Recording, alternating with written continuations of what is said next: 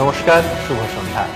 অনেকে বলেন এই কলিকালে মানে 2017 ভারতবর্ষে সব থেকে বেশি বিপদে পড়তেন রাজা রন্থিদেব। মহাভারতের বনপর্বে আছে যে রন্থিদেবের হেঁসেলে রোজ 2000 গরু রান্না করা হতো। মহাকবি কালিদাসের মেঘদূতের 46 নম্বর শ্লোকে এই উপাখ্যানটার বিস্তারিত বর্ণনা আছে।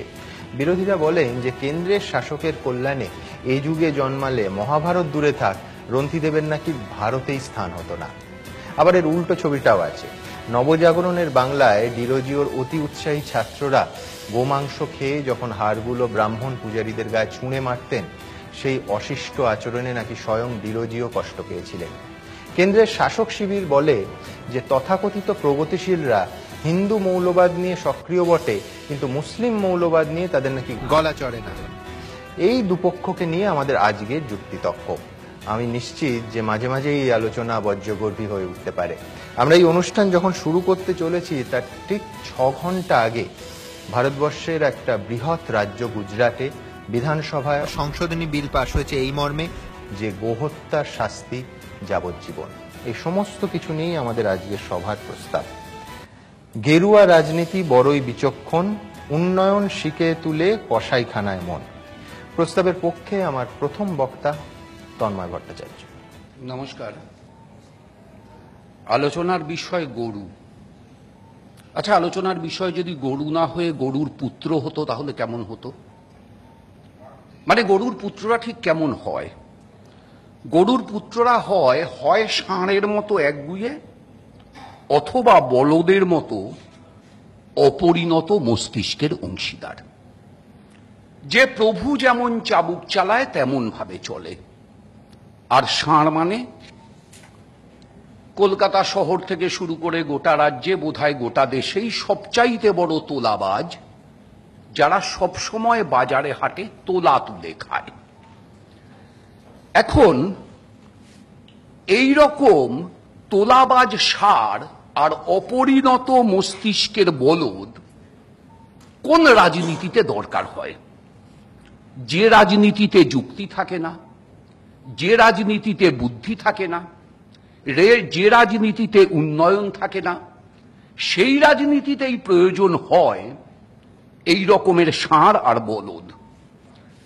সুতরাং আমাদের এখনকার কেন্দ্রের শাসক এবং সম্প্রতি উত্তরপ্রদেশের শাসক, তাদের অগত্যা অগতির গতি হচ্ছে গরু। একটু ধর্ম মিশিয়ে সংস্কৃত করে বললে গরুরই প্রীতিমাপন্নে প্রিয়ন্তে সর্বজনতা। কিন্তু আমাদের ধর্ম কি তাই বলছে? উত্তর না। একটু আগে সুমন ডিরোজিওর উদাহরণ দিচ্ছিল। ডিরোজিও দুঃখ পেয়েছিলেন, আমিও দুঃখ পেয়েছি। যিনি গরু খাওয়া পছন্দ করেন না তার কাছে গরু ছুঁড়ে মারাটা কোনো কৃতিত্ব না, এটা তাকে অপমান করা।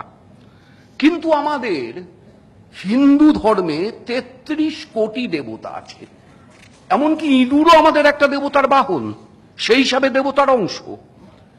এখন এই যে এত দেবতা, এর তো অর্থ একটাই, যে আমরা আসলে পরমত সহিষ্ণু, আমরা আসলে সর্বসমন্বয়ে বিশ্বাসী।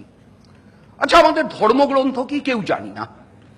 যদি বেদকে আমাদের ধর্মগ্রন্থ ধরি, তাহলে ঋগ্বেদ সংহিতায় অগ্নির কাছে প্রার্থনা করা হচ্ছে গাভীদের খণ্ড খণ্ড করে ছেদন করবার জন্য, খাওয়ার জন্য।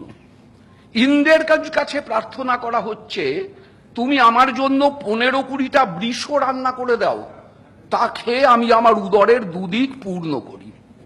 আচ্ছা, ঋগ্বেদ তো বৈদিক যুগের প্রাথমিক পর্যায়, উপনিষদ হচ্ছে বৈদিক যুগের শেষ পর্যায়। সবচাইতে বড় উপনিষদ কি? বৃহদারণ্যক।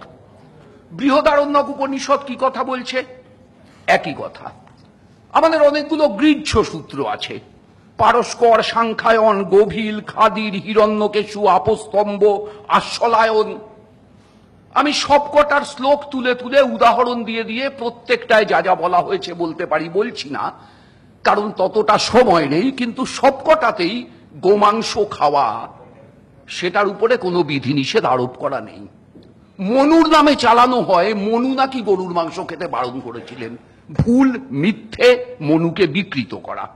মনু কোনো কোনো প্রাণীর মাংস খেতে বারণ করেছিলেন, এ কথা ঠিক, কিন্তু তার মধ্যে গরু পড়ে না। যেমন আমি উদাহরণস্বরূপ বলি যে মনু বলছেন যেসব প্রাণী এক খুর বিশিষ্ট তাদের মাংস খাওয়া বিশেষ বিধান ছাড়া বারণ। গরু এক খুর বিশিষ্ট না। মনু বলছেন যাদের এক পাটি দাঁত আছে তাদের মাংস খাওয়া যাবে, গরু তার মধ্যে পড়ে। কৌটিল্যের অর্থশাস্ত্র, গরু খাবার উদাহরণ আছে। রামায়ণ বলে, রামায়ণে রাম যখন সীতাকে নিয়ে বনবাসে ভরদ্বাজ মুনির আশ্রমে গেছেন, তখন ভরদ্বাজ মুনি তাকে ফল এবং বৃষ দিয়ে ভোজনের ব্যবস্থা করেছেন। মহাভারতে যুধিষ্ঠিরকে সান্ত্বনা দিতে গিয়ে কৃষ্ণ অনেক কথার মধ্যে বলছেন, মহাত্মা রন্তিদেবের কথা যা একটু আগে সুমন বলল, আমার রিপিট করার প্রয়োজন নেই। ফলে বেদব্যাসী মহাভারত থেকে শুরু করে সব জায়গায় আমরা এটা দেখছি। আবার গোহত্যা একটা সময় বন্ধ হলো। কেন হলো? যখন গরুর ফুড ভ্যালুর থেকে ইউটিলিটি ভ্যালু বাড়লো। যখন মানুষ চাষবাস জানতো না, তখন গরুর ফুড ভ্যালু বেশি। দুধ দেওয়া শেষ হয়ে গেলে সে গরু কি কাজে লাগবে? এইবার মানুষ চাষবাস শিখলো, লোহার লাঙল ব্যবহার করলো, বলদ দিয়ে লাঙল টানালে দ্রুত চাষ হচ্ছে, বেশি চাষ হচ্ছে।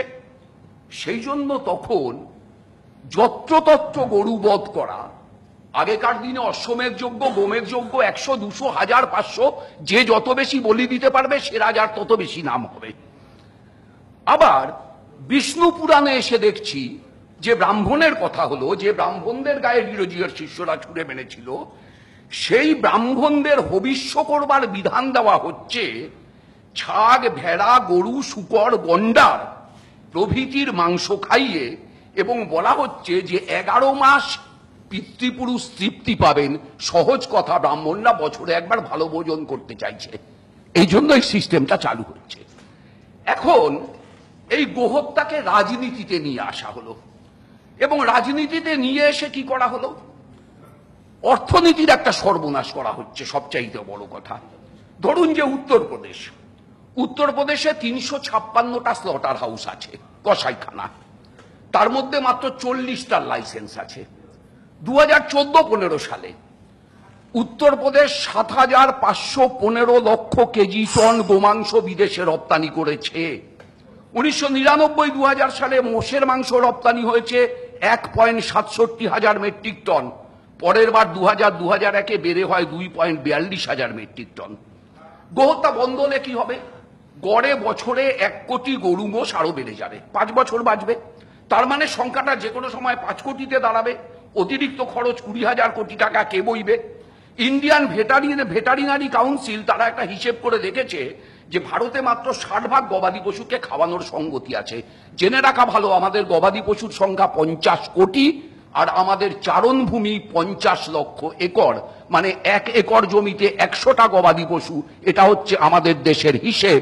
আর চীনে চারণভূমি অনেক বেশি, গবাদি পশু অনেক কম।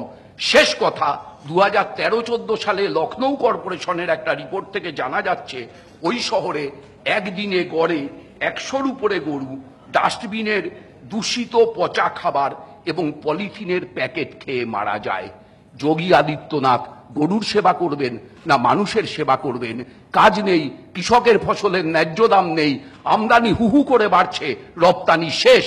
কোথায় যাচ্ছি আমরা? গরুর পুত্ররা, ভাবুন। ধন্যবাদ তন্ময় ভট্টাচার্য। অবশ্যই পুরাণের কথা হলো এবং পাশাপাশি বাণিজ্যের কথা হলো, দুটো ক্ষেত্রেই আমি আসবো, কিন্তু তন্ময়